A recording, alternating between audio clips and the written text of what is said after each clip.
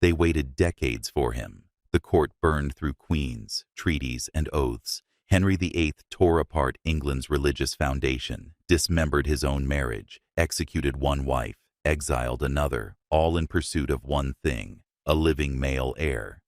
Not just a child, but a living prophecy. And when it finally happened, when Jane Seymour gave birth in the chill of October 1537, the bells rang out across a country still dripping with the blood of its own Reformation.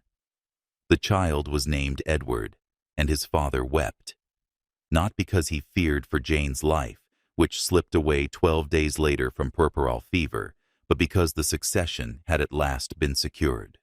The child would never remember his mother, and England would never be allowed to forget what he represented. He was not raised in a nursery, he was raised in a throne room. From the moment of his birth, Edward VI was not allowed to be seen as vulnerable. He was the answer to chaos, the boy whose existence justified schism and sanctified royal blood. Unlike his sisters, born under the shadow of uncertainty and religious disfavor, Edward was greeted as divine confirmation. They wrapped his crib in gold-threaded cloth, surrounded him with guards, servants, and scholars. But they did not give him a family. They gave him ideology. Before he could speak, he was being spoken for. Before he could think, his thoughts had already been written. The very walls of his rooms taught him, painted symbols of triumph, coats of arms. The image of his father, large and unyielding, hung in every chamber. The boy grew under a system of sacred surveillance, where every gesture was interpreted, every silence catalogued. No laughter from other children, no messy affections from siblings, only the cold gaze of handlers who bowed while watching him become what they needed. And so England's last great hope was already being shaped into something inhuman, not monstrous, not yet, but sculpted away from the things that made monsters unnecessary. Joy, connection, fear. He would be called beloved, he would be called the future, but no one would call him a boy, and no one, not even his father, understood how the body crowned with promise would end. Edward's arrival was not quiet. England bled for it. Jane Seymour, his mother, died less than 2 weeks after giving birth to him, her body collapsing from infection as court musicians played celebration anthems outside her chamber. Henry VIII, who had abandoned wives for less, proclaimed her the only true queen, not because of love, but because she had done what the others could not, produced a male heir. Edward was born in blood and grief, an infant king made holy by maternal sacrifice. They baptized him in St. Edward's robes, drenched him in symbolism, and declared him England's salvation. But salvation for whom? His birth was a pageant of triumph draped over a coffin. His mother's absence was never filled. The wet nurses were supervised by noblewomen. His caretakers were chosen more for loyalty than warmth. There was no softness, no lullabies, no unchecked laughter. Every contact with Edward was filtered through the lens of dynasty. His father visited him, not as a parent, but as a sovereign evaluating a weapon he had forged from bloodlines. He would lift the boy into his arms and murmur of empire, of legacy, of divine right, not of affection. Behind those eyes, Henry saw not a son, but an answer to history's threat. A body that would continue the illusion that kings do not die, only pass forward their authority into younger flesh. This isolation was not neglect, it was curation. Edward's daily life was curated like a relic, guarded, displayed, and touched only by gloved hands. From his earliest memories, he was treated as someone sacred, not in the religious sense of mercy, but in the political sense of being beyond question. He was taught to walk, not for fun, but for ceremony, taught to speak so he could recite scripture, not ask for affection. While other children fell and cried and played in dirt, Edward's world was clean, ordered, and watched. The child had attendants for his clothes, tutors for his thoughts, but no one to mirror his humanity back to him. This emotional severing was not accidental. The men around him, the same men who had advised Henry, who had survived the beheadings and betrayals of court, knew that attachment led to vulnerability. So they taught him not to feel. They told him he was chosen, that his blood was cleaner than the rest of England, that his mind was a vessel for God's instruction. Every story he heard was filtered through divine entitlement. Every lesson he learned reinforced the idea that others existed only to obey. The death of his mother became a silence that surrounded him for the rest of his life. No one spoke of her. No portraits were kept in his chambers. It was as though she had existed only to make him. Her body, her warmth, her pain, discarded. And so Edward learned, even before his 6th birthday, that people could be erased as long as their usefulness was complete.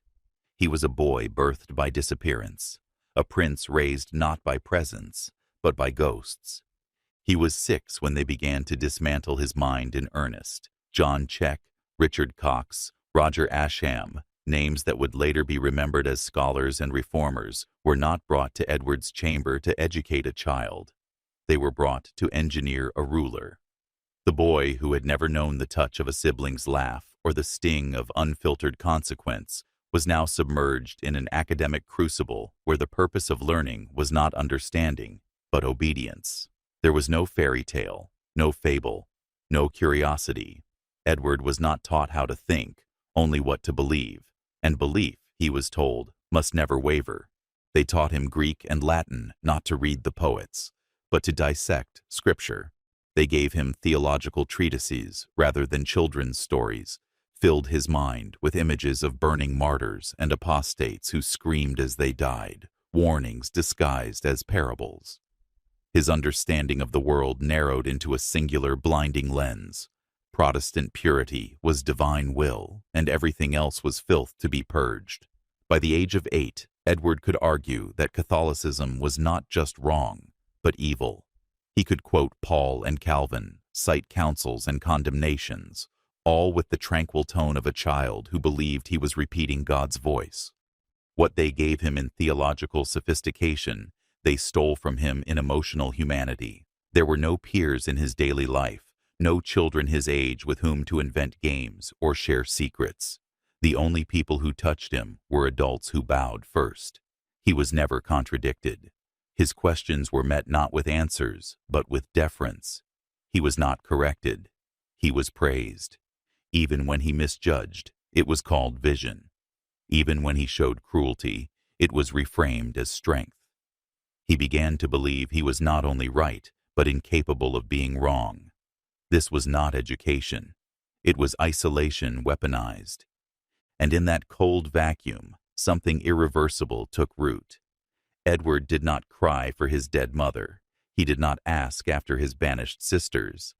He memorized creeds, diagrams of heresies, protocols for ecclesiastical discipline. He delighted in precision, especially where it intersected with punishment. His journals from childhood are not filled with drawings of ships or swords, but with outlines of ecclesiastical courts and punishments for dissent. He wrote about sin with the same detachment a surgeon uses when describing infection. His worldview was being carved into something unyielding, a moral machine with no room for contradiction, no capacity for affection. This was not the corruption of innocence. It was the refusal to allow innocence to exist in the first place. Edward had been raised in a house without mirrors, taught not to see himself, but to become what others projected onto him. His identity was never formed, it was installed. He was not allowed to become a child. He was commanded to become a doctrine, and doctrine does not grieve, it does not play, it does not question, it simply punishes. The boy whose very name meant guardian of wealth was being transformed into a vessel of control. And because he had never known touch without reverence, gaze without expectation, or thought without approval, he believed it was love. And that belief, untested, untempered, would one day kill. When Henry VIII died in January of 1547, Edward was 9 years old. He did not cry. He did not hesitate. The man who had torn a nation apart in pursuit of a male heir was gone, and his prize, small, pale, and terrifyingly prepared, rose without a stumble. They placed the crown on his head, too large for his skull, and England bowed. A child sat on the throne, but no one called him a child. They called him Your Majesty, kissed the hem of his robe, and waited for instruction. Behind the ceremony, men like the Duke of Somerset and Archbishop Cranmer whispered among themselves, assuming they would govern in his name. But Edward had already been taught differently. He was not a figurehead. He was a flame sent to purify. He interrupted his first Privy Council meeting to correct an elder's scriptural interpretation. When informed that certain executions had been postponed, he demanded their records and revised their charges himself. What disturbed the councillors most was not that he spoke, it was how he spoke, with icy calm, with theological justification, with no trace of moral hesitation. He treated death as grammar, a correction to be applied, not a tragedy to be endured.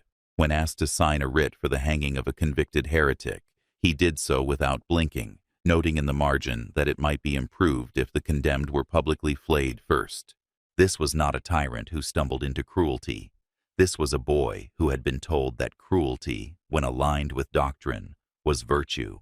He had never been spanked, but he had read accounts of the martyrs burned for clinging to false faith. He had never been rejected, but he had memorized entire pages of Calvin's theology on divine election and predestination. He believed in pain, not as misfortune, but as proof of justice. He believed in fire, not as destruction, but as purification. The boy king was not acting out of impulse. He was fulfilling the script carved into his mind by men who mistook radicalism for righteousness. And so Edward ruled, not in fits, but in steady doctrinal declarations. He banned the Latin Mass. He stripped churches of color and song. He ordered images of saints smashed, vestments burned, and altars reduced to wood planks. He required all subjects to attend Protestant services. Those who refused were not chastised. They were condemned. Reports filtered in from across England, of priests arrested mid-sermon, of children taken from Catholic families, of elderly women lashed for keeping crucifixes under their pillows. The boy king read these with interest. Not horror, interest. His annotations in the margins spoke not of mercy, but of efficiency. Could the penalty be sharpened? Could the heretic be named in church so others might fear? There is no record of Edward playing with toys. There are records of him reading Fox's Book of Martyrs. There are records of him requesting more detailed accounts of the Spanish Inquisition. There are records of him smiling when told of a particularly effective interrogation technique. His court began to fear him, not because he screamed, but because he didn't. His anger was rare. His vengeance was calculated. The boy had become a mirror, not of his father's appetites, but of something colder, a system that had never touched the skin of compassion. And as the seasons passed and the crown pressed deeper into his soft skull, Edward did not grow into power. He shrank into it, until only the doctrine remained. The boy who signed death warrants with a clean hand began to cough blood. It was faint at first, discreet, hidden into a sleeve, excused as winter's chill. But by 1552, the cough had become constant, wet and rattling, a sound that echoed through stone halls as courtiers tried to pretend they did not hear it. Edward's face grew pale, not from lack of sun, but from something internal and consuming. His back curved with pain. His limbs thinned. He began to shake when standing. The pages of his journal show his handwriting dissolving into tremor, and yet he did not stop writing. Physicians surrounded him, baffled and terrified. Their treatments, bloodletting, herbal compounds, crushed pearls mixed with vinegar, only seemed to deepen the illness. His fingernails darkened. His breath soured. His joints swelled. Some whispered it was tuberculosis. Others, more quietly, suspected mercury or arsenic, administered by his own medical men in a desperate attempt to purge what they could not name. But Edward knew something deeper. He believed this illness was not infection. It was persecution. In his fever, he saw devils. In his sweat, he saw Rome.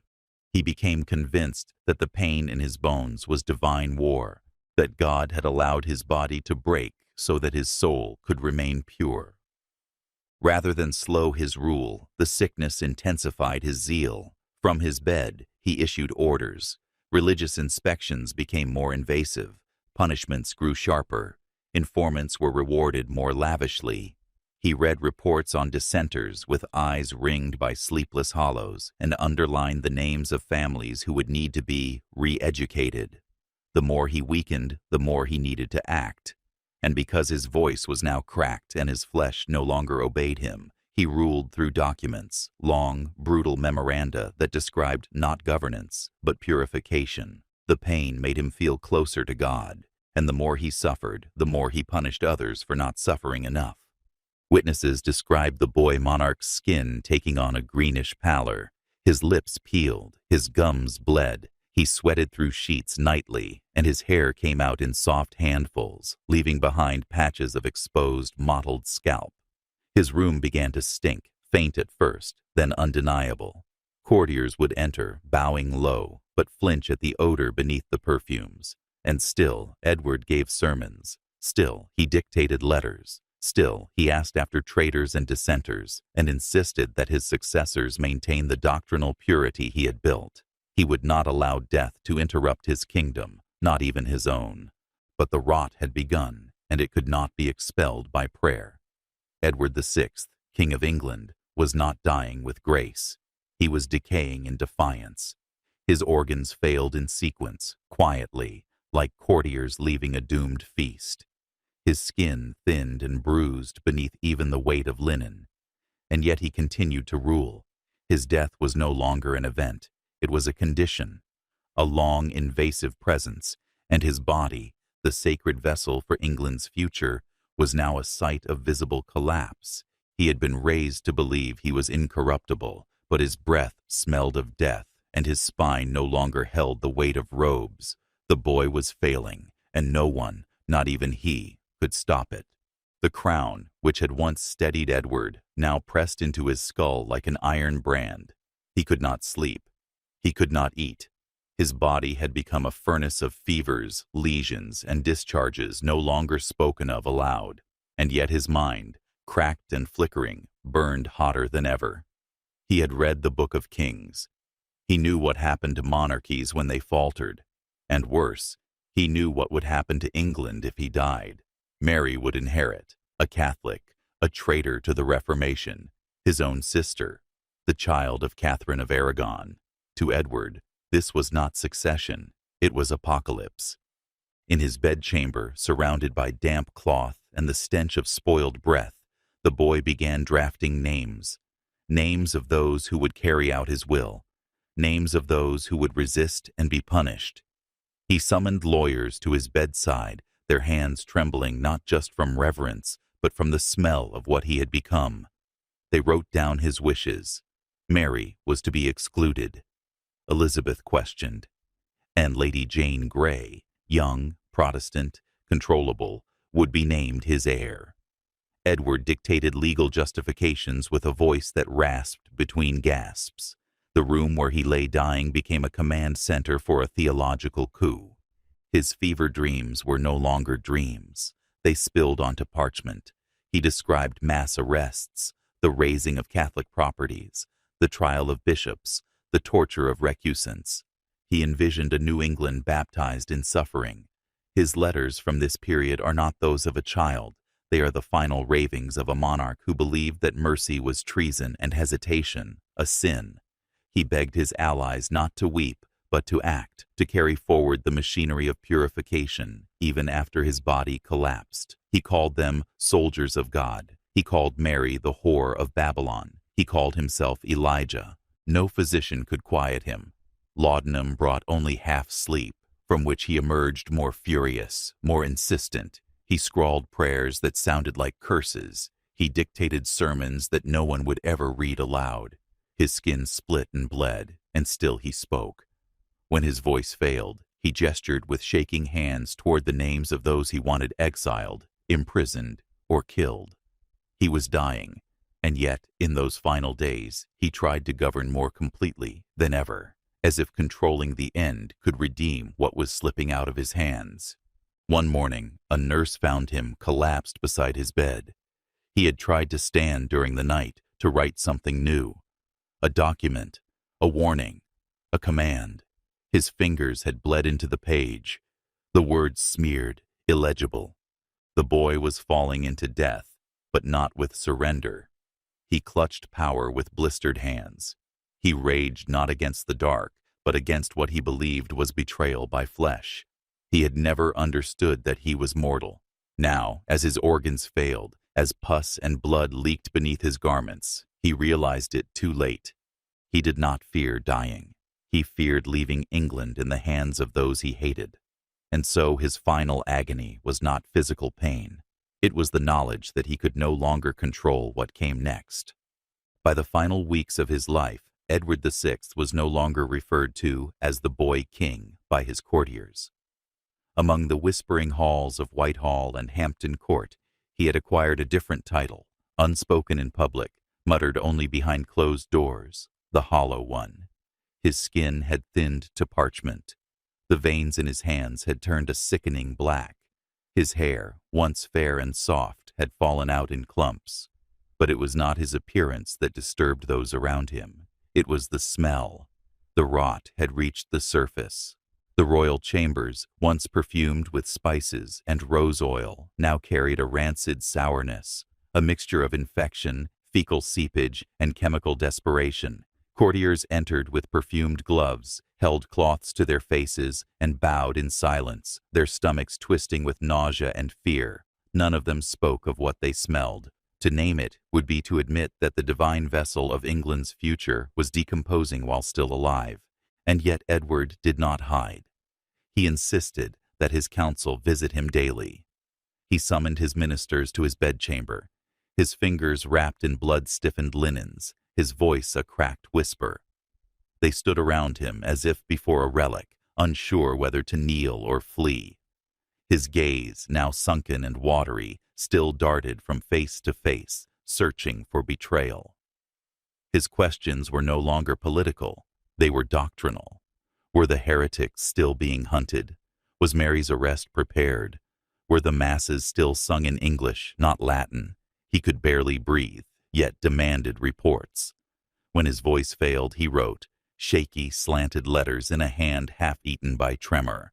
And when he could no longer write, he gestured with bone-thin fingers at notes he had prepared weeks earlier. He had built his dying like a sermon. There would be no silence, only command. His physicians tried to ease his pain with tinctures, opium, mercury, poppy, but these offered only brief absences. In moments of lucidity, he raged. He spoke of traitors in the Privy Council. He accused his servants of Catholic sympathies. He barked orders to imaginary guards, sentencing phantoms to death. His fever hallucinations were soaked in doctrine. He was not haunted by regrets. He was haunted by visions of England returning to Rome, of crucifixes rising again in secret chapels, of Latin Mass whispered in shadows. He believed his suffering was penance for a country that did not suffer enough. Witnesses recorded what they could. One lady-in-waiting wrote that his breathing became a wet gurgle, that his lips cracked open and bled when he tried to speak, that his sheets had to be changed twice per hour due to the discharge. The walls of his chamber were hung with fresh herbs to mask the stench. It did not help. When the king coughed, a mist of blood coated his pillows. His gums had blackened, his teeth loosened and fell out, his fingernails detached from the flesh. His body, still crowned by divine language, had become a grotesque failure of God's promise. He did not ask for his sisters. He did not ask for his mother's name. He asked for death to be efficient, for his orders to be obeyed, for heretics to burn in his name. Those were his final wishes. There was no forgiveness, no apology, no reach for warmth or redemption. He died as he had been raised, alone, indoctrinated, and obeyed. And when the last breath tore loose from his chest on July 6, 1553, the room did not weep. There was relief, not for his soul, but for England. The courtiers did not speak it aloud, but in their hearts they understood. The boy who had once been their hope had become their nightmare. His death did not feel like the end of a reign. It felt like the unclenching of a fist that had held them hostage. His corpse was sealed quickly. The odor had become unbearable. They stuffed his nostrils with herbs, sealed his mouth with linen, and buried him beneath Westminster Abbey with the rites of the church he had corrupted. No child should die like this. But then again, Edward had not been allowed to be a child. The moment Edward's body was lowered into the ground, his legacy began to decay faster than his flesh. The men who had once stood beside him, who had sworn loyalty to his vision, now scattered. Their faces grew blank with public mourning, but their private correspondences spoke of relief, of necessity, of escape. The boy king had been their tool, but also their terror. With him gone, they could breathe again, not freely, but cautiously, because what Edward left behind was not a kingdom secured in his image, but a nation on the edge of religious combustion, held together only by the fear of what he might still inspire.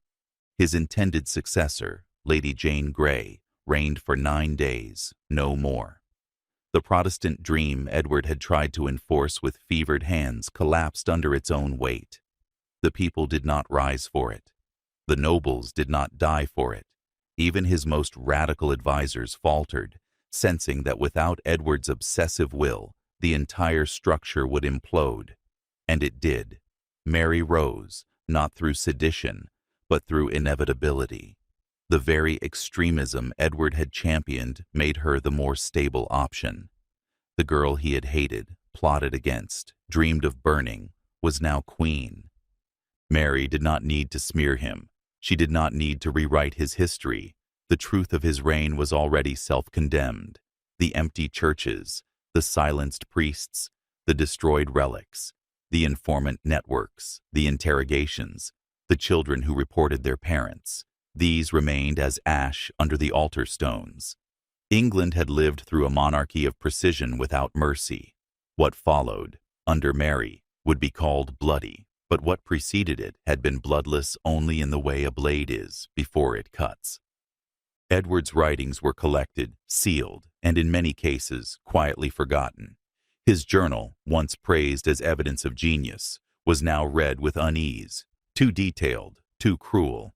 The record of a child who thought suffering was sacred and humanity a flaw.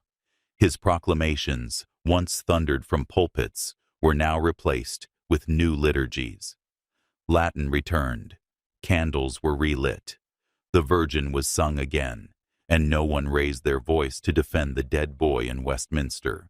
His memory was not defaced, it was disarmed. History, ever cautious with children, called him precocious, called him sickly, called him tragic, but it could not call him innocent. The rot in his body had matched the rot in his vision, and as England moved forward, it did so not with mourning, but with quiet revision. There are no statues of Edward VI that people gather around, no common prayers offered in his name. He exists in textbooks as a placeholder, a brief bridge between giants. But those who look closely, who read what he wrote and observe what he built, see something else. They see a warning that even a boy, when taught only power and pain, can rule like a tyrant. That innocence, once erased, leaves behind not purity, but vacancy. And so his legacy could not be preserved, not because of politics, but because the people who survived him could not bear to look it in the face. Edward VI did not fail because he was a child. He failed because he was never allowed to be one. His world was built not from flesh and feeling, but from doctrine and dread. He was handed not toys, but treatises, not lullabies, but laws, and those who shaped him, those who touched his mind before it could understand itself, believed they were building a king. What they built was a reflection, a cold, bright mirror of their own fears, their own hunger for control, their own belief that certainty was more precious than mercy. Edward's tragedy was not his death. It was that by the time he died, there was no self left to mourn. What remains is the question, what becomes of a soul forged entirely from other people's demands? A boy crowned in grief, raised in silence, taught to equate love with obedience and power with divinity. Such a child cannot grow. He calcifies. He becomes a vessel. And when given the authority of a nation, he rules not with compassion but with theory. His life proves that cruelty, when taught young enough and wrapped in holiness, feels not like evil, but like duty. That is what made Edward terrifying, not the things he did, but how he understood them as moral. In his final moments, there were no recorded prayers for forgiveness, no letters of thanks, no quiet blessings for those who had served him. Instead, his last directives were of structure, a continued purge, a sealed succession, a Protestant machine that would live on beyond his rotting body. Even death to Edward was just another administrative transfer. He did not see his own end as tragedy. He saw it as interruption, and yet his body betrayed him. It decayed faster than they could preserve it. It stank through ointment. It cracked through cloth. And his words, his brilliant, brutal words, did not outlast the fear they created. England buried him quickly. They spoke softly. They remembered little. The myths went elsewhere, to his father, to his sisters, to kings who ruled longer. Edward remained a parenthesis in time, too young to be majestic, too cruel to be mourned, too forgotten to be loved. But the mark he left, on the bodies he condemned, on the laws he signed, on the silence that followed, remains. And in that silence, a lesson, that power, when poured into a hollow vessel, echoes with nothing but the voices of those who filled it. Edward VI ruled for 6 years. He was king for all of them, but never, for a single day, was he free.